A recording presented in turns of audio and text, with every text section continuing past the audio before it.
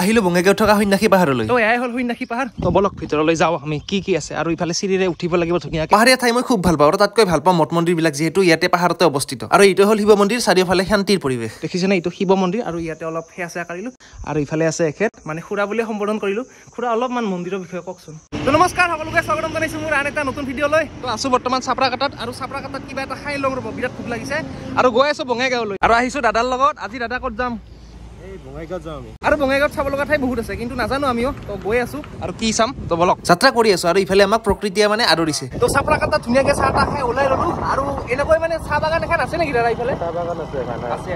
এই ৰাস্তাটোৰে আহিলে আপুনি ইফালে পাহাৰে চাব নে সিফালে চাহ বাগানে চাব ৰ'ব। চাহ বাগান যি আছে নহয় বহুত ডাঙৰ এখন চাহ বাগান আছে আৰু এতিয়া যাই আছোঁ লাহে লাহে। আইও কি মজা। আমি আচলতে যিমান দূৰ আহি আছোঁ নহয় তো এইটো ৰাস্তা যে দেখিছে এনেকৈ ভিতৰে আহি আছোঁ আৰু সেইভাগে এখন চাহ বাগিচা আছে। তো বঙাইগাঁৱৰ ৰাস্তাবোৰ ভালে দিয়ক। ৰ'ব যিফালে আহিছোঁ নহয় তো এই ৰাস্তাটো খুব ধুনীয়া আৰু ইফালে চাহ বাগিচাও আছে। ইফালে নতুন কুঁহিপাত ওলাইছে চাগে সেইকাৰণে বেছি সেউজীয়া। কি বঢ়িয়া গাছ না।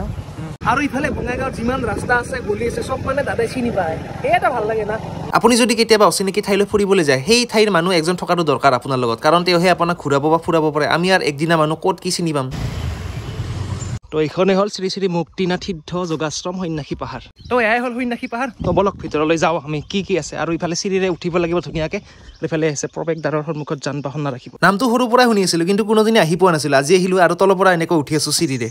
এনেকৈ কিছু দূৰ আহিয়ে অলপমান আৰু বেছি নহয় তলৰ পৰা এনেকৈ উঠি তো এইখন গেট দেখা পাব। গেট মানে কি ধুনীয়া দেখিছেনে? আৰু আপোনালোকে আহিয়ে এইখন দেখা পাব মানে শিৱ মন্দিৰলৈ। ওপৰত শিৱ মন্দিৰ এটা আছে আৰু ইফালে মানে শ্ৰী গুৰু মন্দিৰলৈ। আৰু ইয়াতে মন কৰিব অনুগ্ৰহ কৰি আশ্ৰমৰ ভিতৰলৈ জোতা চেণ্ডেল পিন্ধি প্ৰৱেশ নকৰিব। তো আহি পালোঁ সন্যাসী পাহাৰৰ শিৱ মন্দিৰলৈ। দেখিছেনে এইটো শিৱ মন্দিৰ আৰু ইয়াতে অলপ সেয়া চেয়া কৰিলোঁ আৰু ইফালে আছে এখেত মানে খুৰা বুলি সম্বোধন কৰিলোঁ। খুৰা অলপমান মন্দিৰৰ বিষয়ে কওকচোন। মন্দিৰ এতিয়া আচলতে শিৱ মন্দিৰ হয়, এইটো সন্যাসী মন্দিৰ, সেইফালে গুৰু মন্দিৰ হয়।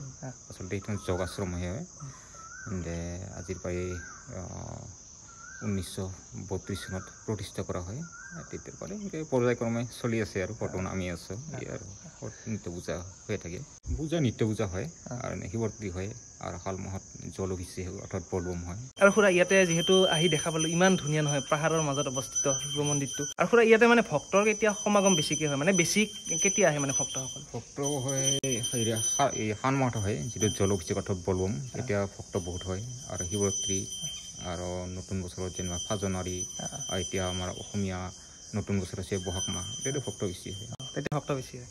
তো ধন্যবাদ জনালোঁ খুৰাক, মানে অলপ ভাল লাগিল আৰু কিবা এটা জানি। আৰু ইফালে অলপমান আছে পৰিৱেশটো দেখাই আছোঁ। সকলো মন্দিৰৰে কাহিনী আছে, লৌকিকে হওক বা অলৌকিকে হওক, আৰু সেই কাহিনী শুনি মই বেছি ভাল পাওঁ। আৰু মই যদি যাওঁ নহয় তো সকলোৰে লগত কথা পাতি এইখিনি কাহিনী শুনিমে মই বহুত ভাল পাওঁ। মন্দিৰৰ লগতে পৰিৱেশখিনি খুব ধুনীয়া আৰু মানুহ চানুহ ইমান অহা নাই আজি। আমি আহিছোঁ 2জন দাদা আৰু মই, আৰু 2জন এজন আহি আছে বাৰু, তো ভাল লাগিছে। আৰু এই মন্দিৰত আহি ইমান শান্তি লাগিছে নহয় তো ভাষাৰে বুজাব নোৱাৰোঁ। তো কি ধুনীয়া শান্তি, চাৰিওফালে শান্তি, এজনো মানুহ নাই। আচলতে আমি আছোঁ আজিকালি চবৰে মানে ডিপ্ৰেশ্যন, চিন্তা, আৰু সেইকাৰণে এই মন্দিৰবিলাকত অলপমান ঘূৰিবচোন। তো কি মনটো কেনেকুৱা লাগে, ভাল লাগে, শান্তি লাগে, আৰু সেইকাৰণে আহিলোঁ আৰু চাই আছোঁ পৰিৱেশটো ইমান ধুনীয়া। আৰু ইয়াৰ পৰা অলপমান তললৈ যাওঁ আৰু যিহেতু শিৱ মন্দিৰটো আমি ঘূৰিলোঁ মানে সেয়া কৰিলোঁ ইয়াতে। আৰু এনেকৈ আহি থাকোঁতে দেখা পালোঁ এইটো দেখিছেনে আই লাভ সন্যাসী পাহাৰ। তো বঢ়িয়া। আৰু ঠাইখিনি চাওক কিমান ধুনীয়া দেখিছেনে, পাহাৰৰ মাজত যিহেতু মন্দিৰটো অৱস্থিত আৰু সেইকাৰণে ভাল লাগে। ওপৰত আছে শিৱ মন্দিৰটো। তো এনেকৈ ঘূৰি ভাল লাগে কাৰণ বহুত দূৰৰ পৰা যিহেতু আহিছোঁ আৰু গৰম যিহেতু লাগিছে, অলপমান ঠাণ্ডা বতাহ বলি আছে, সেইকাৰণে ভাল লাগিছে। আৰু ইফালে দাদা আছে ৰখি ধুনীয়াকৈ ৰৈ আছে। এতিয়া মন্দিৰৰ পৰা নামি আহিলোঁ আৰু যিহেতু মই পাহাৰ পৰ্বত নদ নদী নিজৰা ঘূৰি ভাল পাওঁ আৰু প্ৰকৃতিৰ মাজত এনেকুৱা বস্তুবোৰ চালে বিৰাট ভাল লাগে, কাৰণ সুখ পোৱা যায়, এটা কিবা বেলেগে সুখ পোৱা যায়। আৰু ইফালে দাদা আছে, আগতে আহি পাইছিলি না?